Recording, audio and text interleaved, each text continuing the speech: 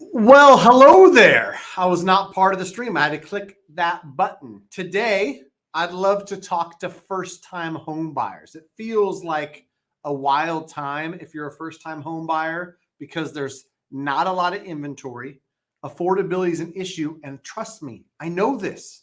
I talk to dozens and dozens of clients every single day, not just in California, where it really feels like we're strained, stretched, and hurting, but other parts of the country, Texas, Florida, Tennessee, we're doing loans in 46 states. If you want to connect me and my team, this is a good enough time to plug it as any. Go to greatmortgagebroker.com and connect with us. But in today's video, as always, live Q&A, ask me anything and everything mortgage related, real estate related, ask me how I got so handsome, whatever you want to ask, I'm more than happy to. And generally speaking, these conversations are great when I'm able to go back and forth. It's a lot easier for me to answer detailed scenario questions when it's live versus a YouTube comment from a video that went live last Thursday. I respond today, you see it 2 days later, and you say, what about this? And then I respond 4 days later. A lot easier to do live. But on the topic of first-time home buyers, really have a special place in my heart, especially when it's difficult for you. If you're in California, you probably heard about the California Dream for All program. It was bonkers. Released on March 27th.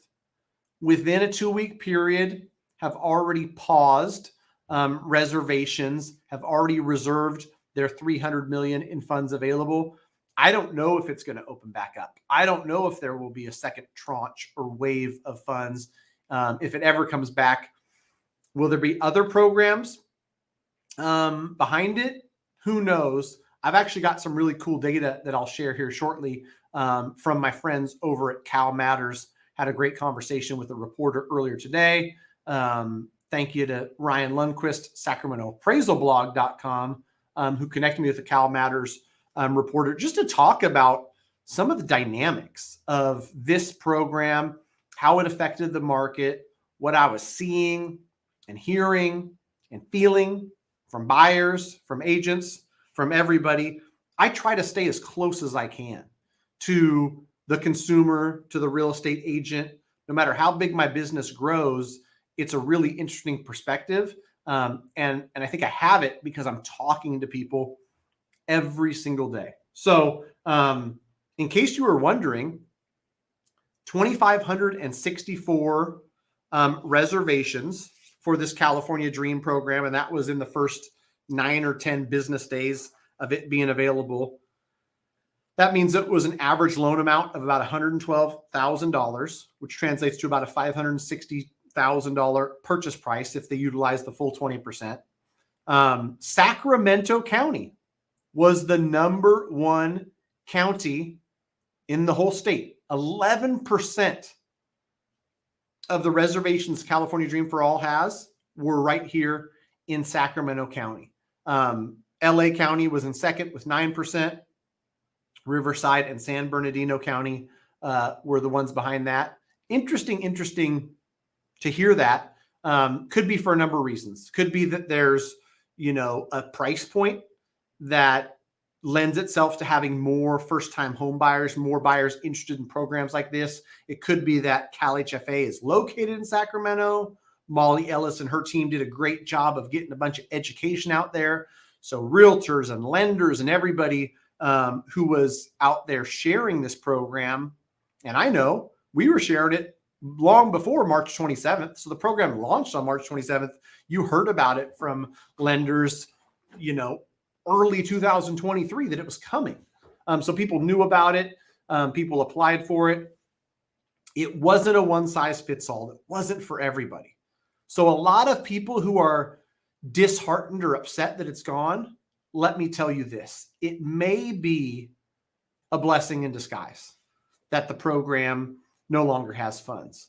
It may be a blessing in disguise that you're not partnered with the state. I'm not saying it's a bad thing. I'm just saying that it wasn't for everybody.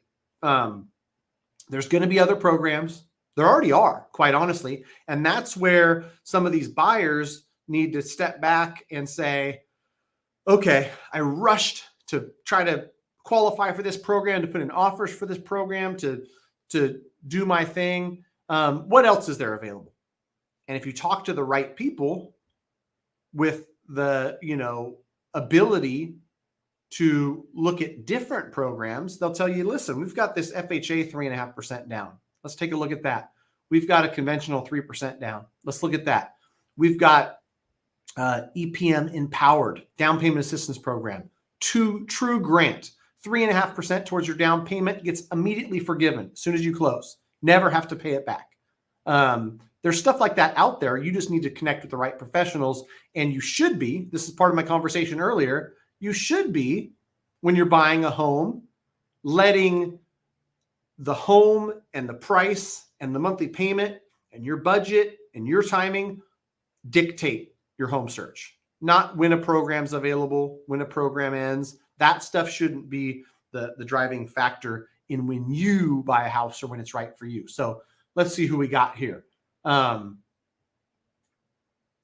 Derek Weaver, very first comment, go Sacramento Kings. You know that your boy, Matt the Mortgage Guy, will be there Saturday at 5:30 Pacific Standard Time. My Sacramento Kings. I have been rocking with the Sacramento Kings. I've got to find a newspaper article. I've got one from 1986. I was a 6-year-old kid. I standed in line for an hour plus at the local Rayleigh's to meet a bench warmer on the Kings. They came to Sacramento in 1985. My grandma had tickets. We sat in the upper deck at Arco Arena, but I've been rocking with them ever since. And so, minus those couple years in the early 2000s when we had a good run and got cheated in the Western Conference Finals against the Lakers, I've been having to endure some tough seasons. So we earned this. And I hope we go out there and give the Warriors all we got. Rigged. Is that in reference to the Sacramento Kings, or is that in reference to California Dream?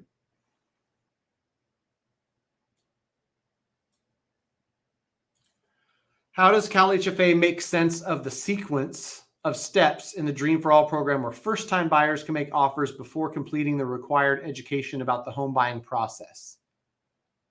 That's a good question. You know what's funny is I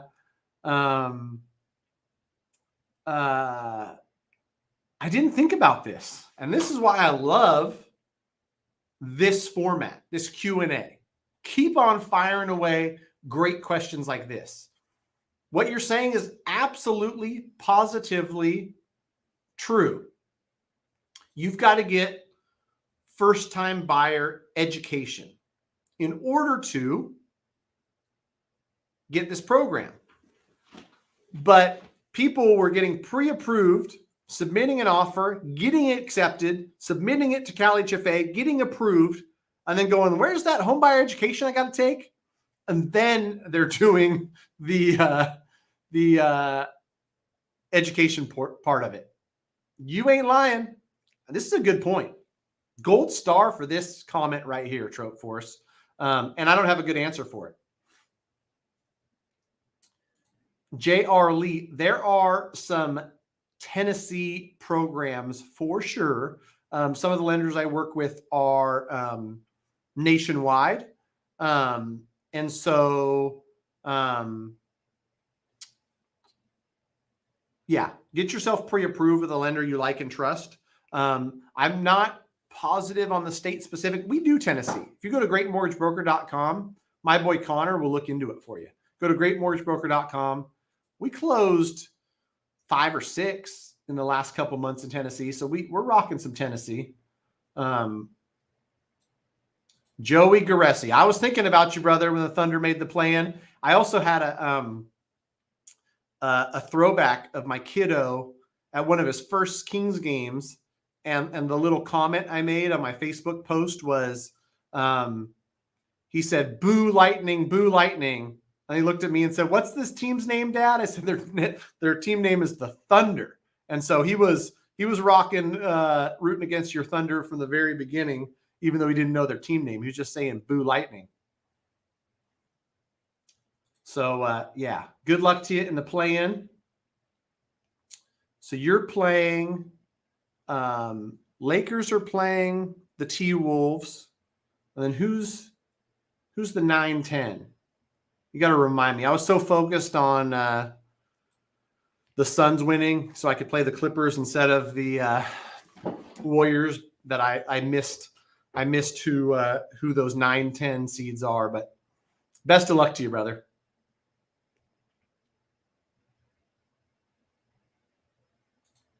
I had a 697 middle score, 1,500 in the bank, 2,300 in collections. AUS declined me to lose the dream program. Oh, blessing in disguise, Rick. I get it, man. It sucks, but you'll get yourself into a home, and maybe you'll do it in a way where you don't have to share your equity with the state, which might turn out to be a blessing.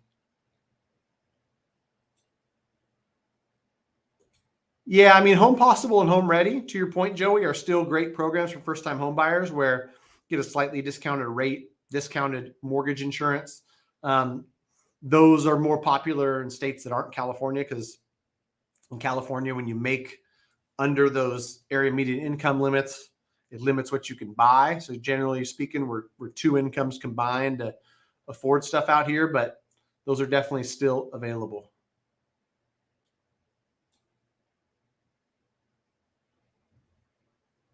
Nicole Figueroa, if I recently received my certificate for the 2-day HUD class, is that equivalent for the Cal HFA, or do I need to complete a different class? By the way, thank you so much. I learned a lot.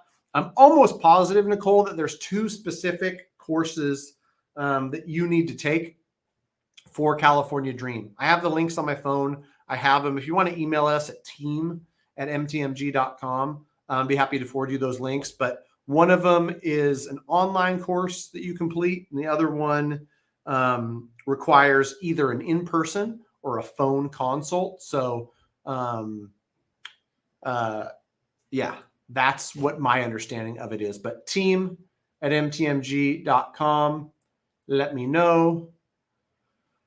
While I'm waiting for some more stellar comments, send me some comments. I've got something else on my mind I want to talk about. And this is first-time homebuyer related. People are so desperate for anything that solves this affordability problem, that anything that solves the problem, that they will listen to fake news. And if you've seen 40-year FHA loans, I'm here to tell you it's fake news.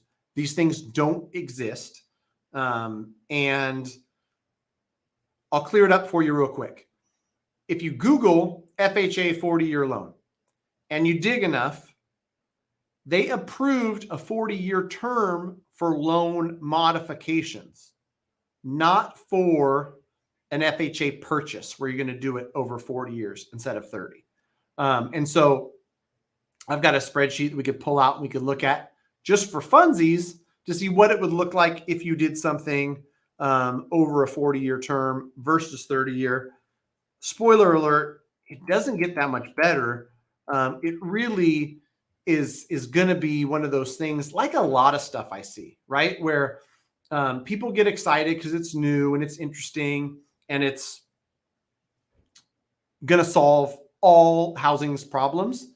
And then when you really dig in, if somebody's being honest with you and somebody who might know a thing or two, because I've literally looked at thousands of mortgage structures, I've talked to tens of thousands of clients, been doing it a little while, I've seen a thing or two, so I know a thing or two.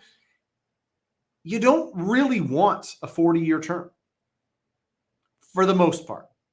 It's like anything mortgage. I'm not saying it's not for anybody. I'm saying for sure it's not for everybody. And so for the 5% of people, yeah, you know what? Based on your specific scenario and how much you make and what your plans are, like, okay, if you can get in at $430,000 with an FHA loan that's a 40-year loan, and again, this is all hypothetical. The 40-year loan doesn't exist for purchase, only for modifications. But me just looking at it, thinking about the future, where if it was available, it's going to be a select few that I would actually advise do that. Where, like some of the down payment assistance programs, if it's get on the property ladder or not, okay, maybe do it. But if it's like you can afford to do 3.5% down, you just maybe think you don't want to, let me show you how much better it is with your own down payment versus the down payment assistance. Your payment's $400 less per month. There's no strings attached like a lot of these down payment assistance programs, things like that, where if given the option, and if you have the option, this path is much better. If given the option, and if you have the option, the 30 years probably going to outweigh the 40-year, 95+% of the time, even if and when that 40-year exists. Let me slap a couple of these questions up. All right. Froylan Inohosa. I'm turning 22. Man, it must be nice to be young. And moving out this summer. I really wanted to buy, but looking at everything, it doesn't look like a smart move. What are your thoughts on renting, or should I risk it? Not a forever home. I mean, this is a loaded question with a lot in it, right? I would tell you that it won't hurt you at all to get yourself educated on, do you qualify? And if you do, for how much? When you find out how much, what does that mortgage payment look like? What does that mortgage payment look like versus what the rent payment looks like? If you're just guessing and saying, well, it's more expensive to purchase than to rent, or vice versa, without doing the work, you're kind of driving blind. But it may be, depending on where you're at and how long you plan to stay there, a good idea for you to rent.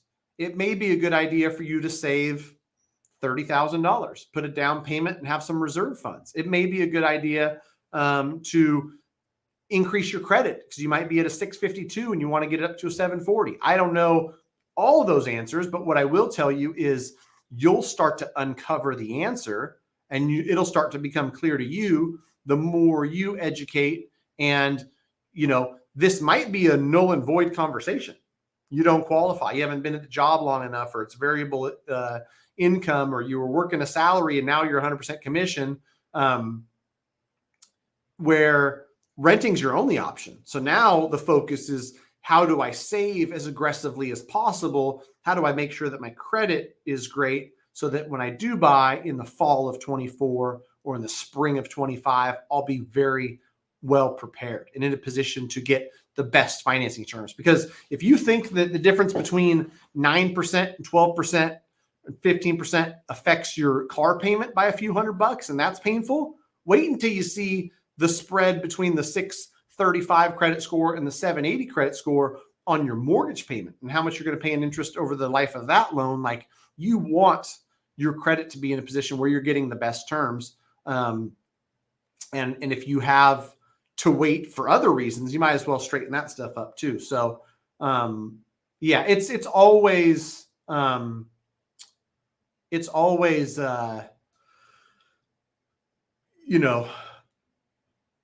conversation starter to just kind of get your ducks in a row and figure out what you're doing.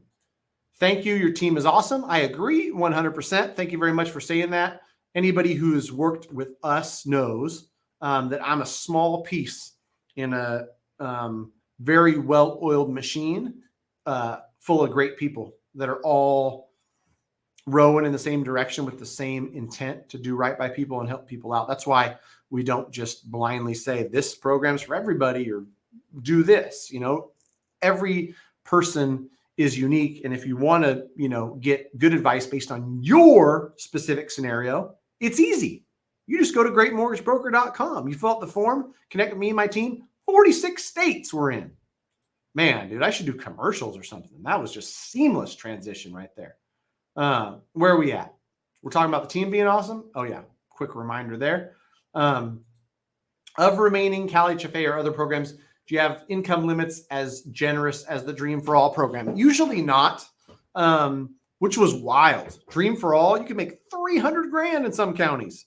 In Sac County, where we got a bunch of state workers, you could make a $202,000 household income and still qualify.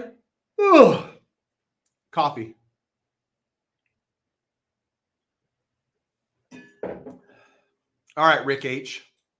Lakers fan. Don't hold it against me. I won't, but I'm upset. I'm upset with the Lakers. I'm upset with Robert Ory. I'm upset with the referees. That was our year. All right, moving on. Love Mike Bibby and White Chocolate Jason Williams. Man, that guy was fun to watch. Oh, there we go. Working with our bro Adam West on an updated primary pre-approval. Adam West is the very best in the business. I will tell you that. He's got some great stuff. I'm going to send him this report back from you, Joey. So stand by.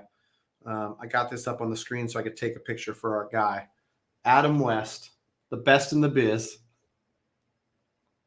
3.5% down FHA.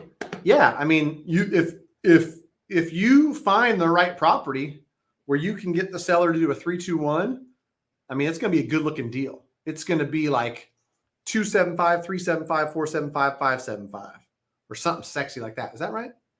1, 2, 3. Yeah, sub 3% for the first year. That's how you get back to sub 3% rates.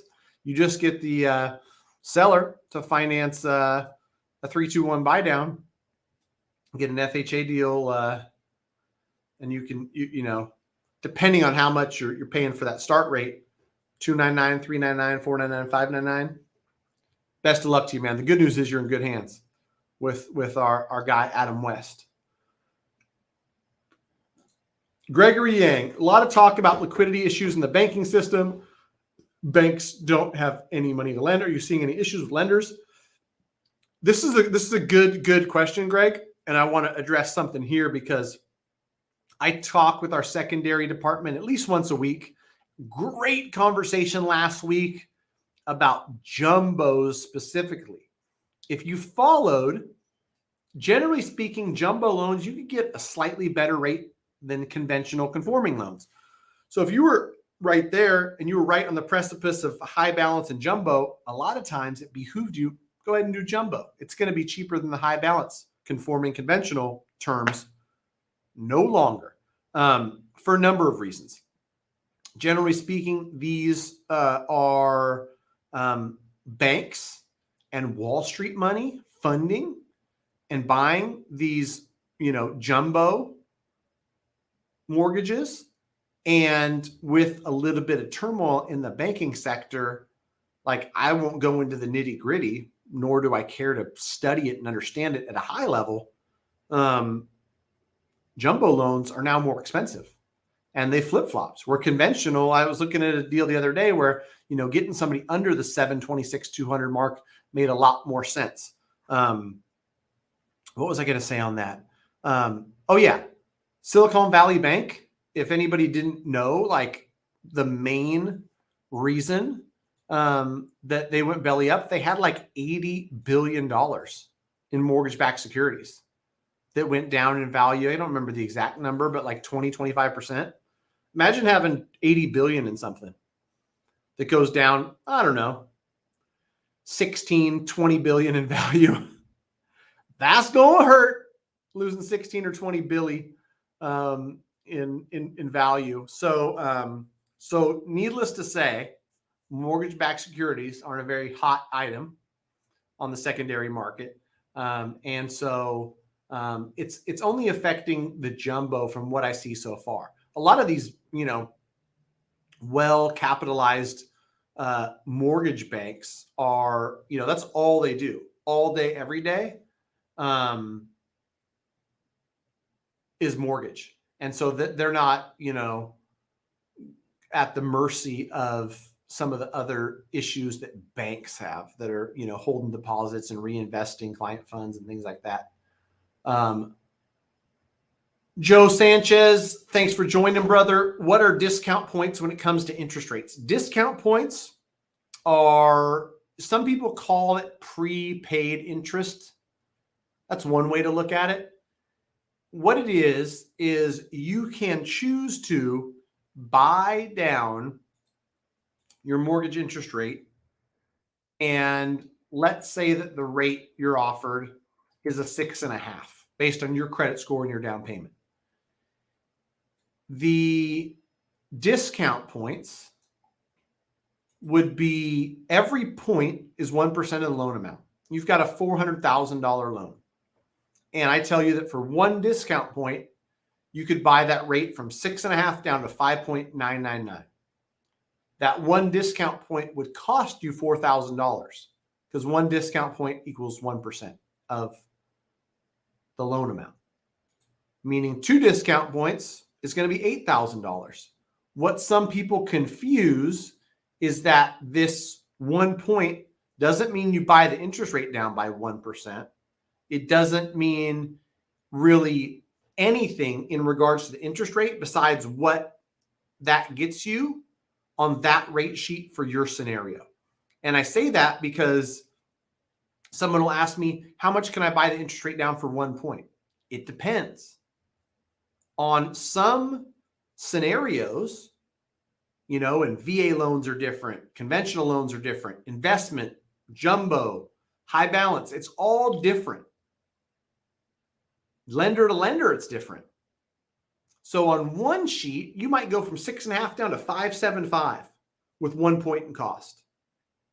On somebody else's rate sheet or some other product, it might be 6.5%, and you only go to 6.25 with that same 1 point cost. So there's no set rule that 1 point is going to get you this much off your interest rate. There's just not. Every single loan is going to have its own rate sheet. Let me show you real quick. I'm going to try to pull it up without sharing anybody's personal information because I don't want to do that.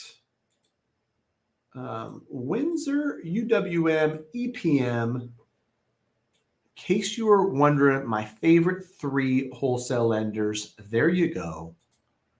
My 3, UWM, undisputed champ, EPM, my second place, and Windsor, my third. A lot of great lenders out there. A lot of great lenders we work with. But I will say those 3 I'm really, really fond of. And it's funny, like this is how much I price loans on the daily. That I literally said 6.5 for no cost, 5.99 for a point. I was pretty darn close. But let me show you what happens. And this hopefully will help some people out. This is some real life pricing. I guess I got to present. Share screen,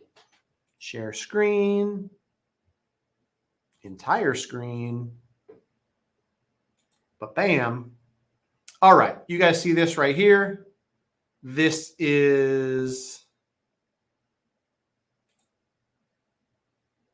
let me pull this up a little bit higher so you guys can see right chair. 6.5%. These are the discount points. 0.086. So next to nothing, $389 in cost. We'll call that nothing, right?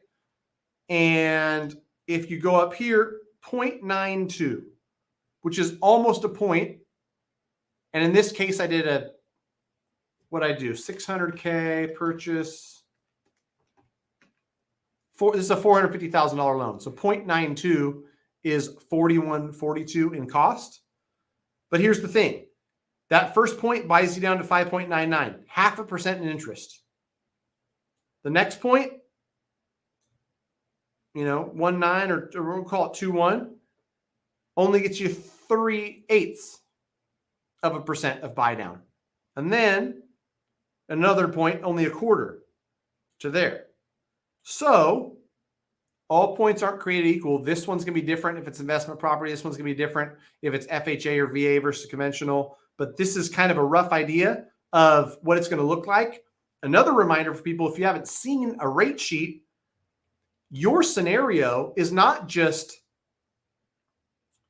like, hey, you've got this credit score, this down payment, you're buying a primary residence, here's your rate, 6.5.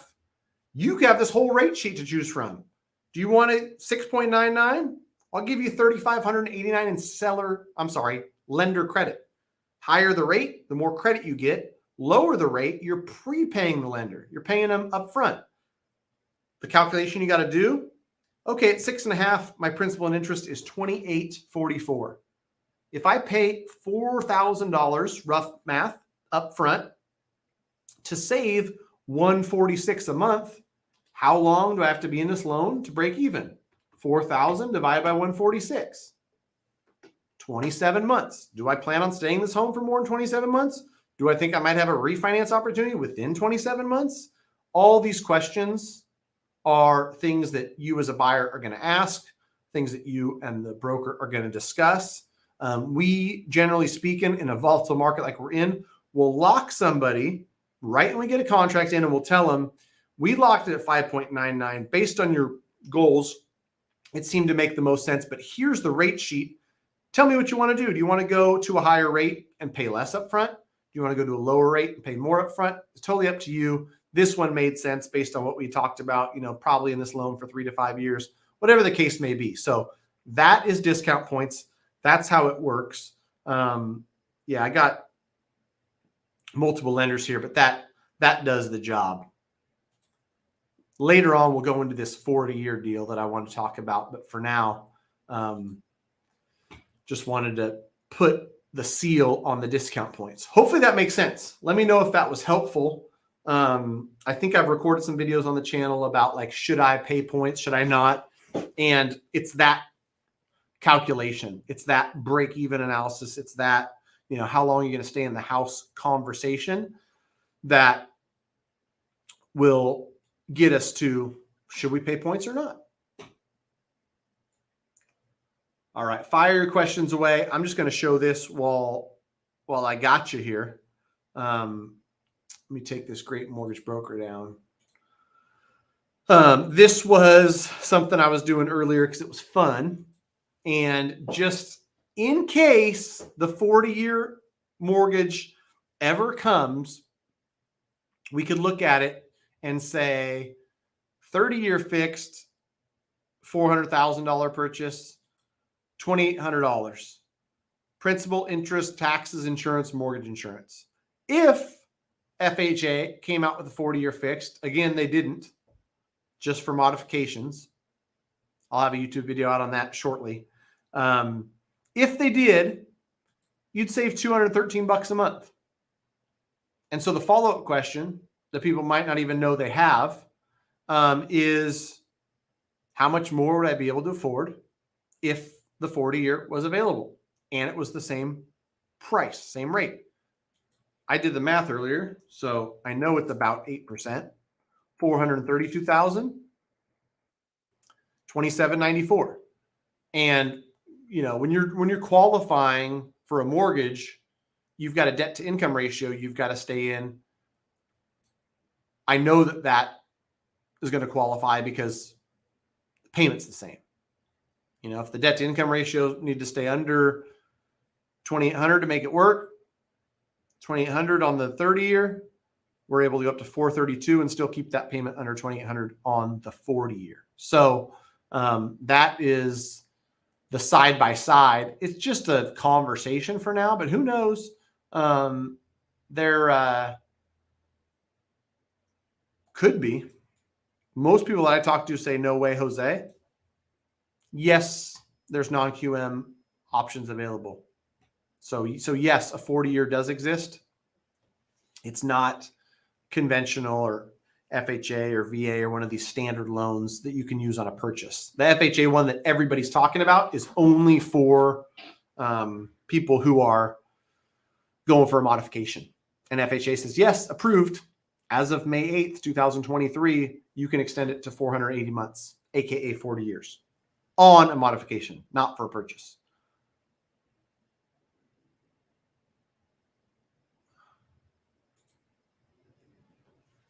Matt, are overlays getting stricter versus 6 months ago for Fannie, Freddie, FHA?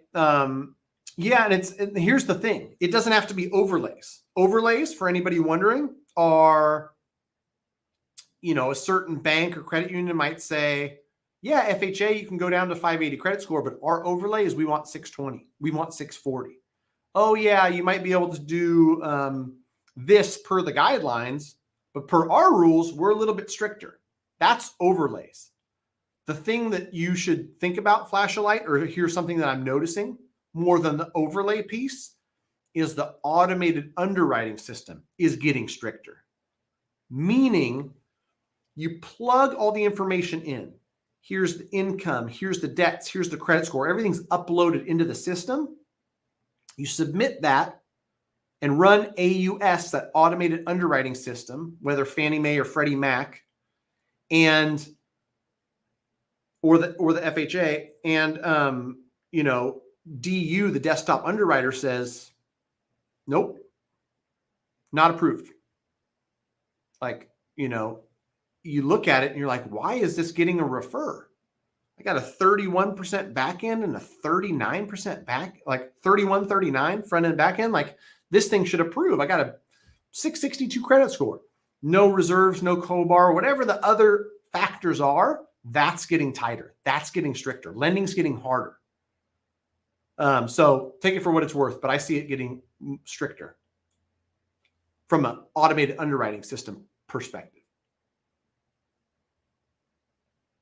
To be more specific, the lender is giving 2% in closing costs. I would ask the lender if they're giving 2% of the purchase price. And does it come from the lender or the builder?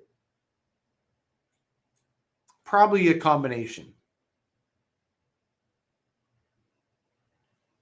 I'd get clear. There's some fancy marketing right now. And by fancy, I mean full of stuff. Gregory Yang, my friend and mortgage broker, gave me guidance not to pay points right now if planning to refinance at a lower rate in the future. That's if I buy a home soon, which I'm not bullish on yet. So it depends. Like most things, there's break evens of 9 months I'm seeing right now, Greg, where your friend's advice might be good, generally speaking. But if your, credit and your down payment spits me out a rate sheet that says 6.75 is half a point, and I can get you to 5.99 for 1.1 points.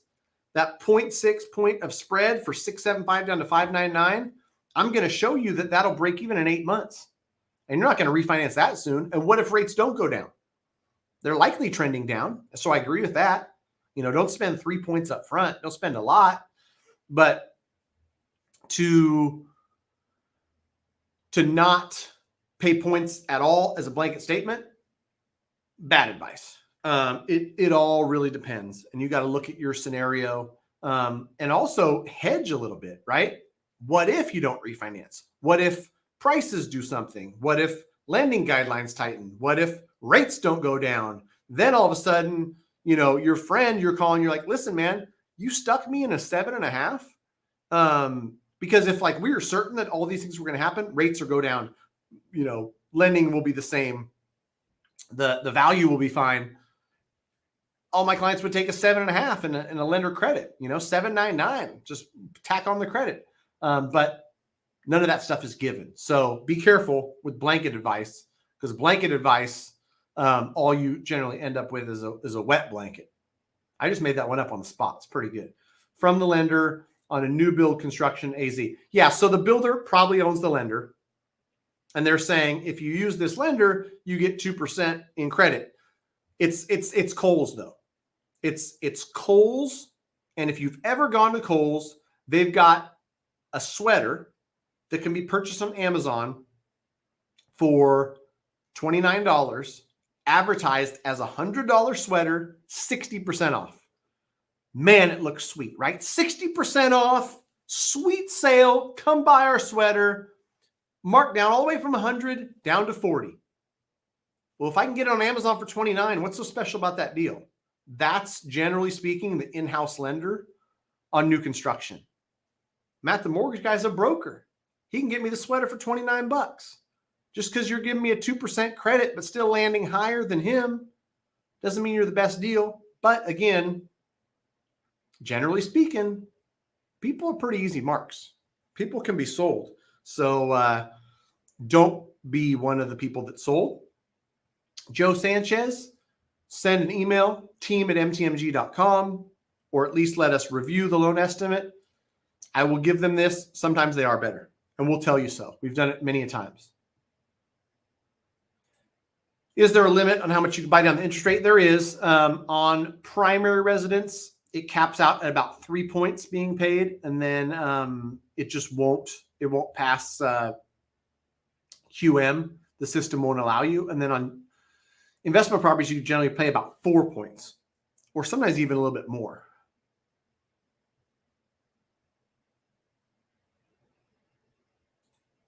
I don't think tightening lending is affecting your credit score. I wonder what has changed with your credit health. I don't know, but that's all I got for today. I got to get back. I got people looking to get into housing. Hopefully this was helpful. Thanks for joining. Come back as many Mondays as possible. I'm here at 3 o'clock Pacific Standard Time. Fire your questions around in the chat, even if it's not live. This video will live on YouTube. Go check out the other videos. Leave comments on those. I try to get to as many of them as I can. I used to answer every single question, and now I just try. I get to as many as I possibly can. So thanks for watching. Connect with me and my team, greatmortgagebroker.com. Do I have one up here for home and money? I don't think I do. Maybe I do. If you want to connect with a great agent in your area, homeandmoney.com/Matt. That's all for today. Have a great one. Hasta luego. Rick H. Team at mtmg.com. That is where. Fire it on over. We'll take a look. Team at mtmg.com. If you want us to review it, we'll be happy to. All right. Take care, guys and gals.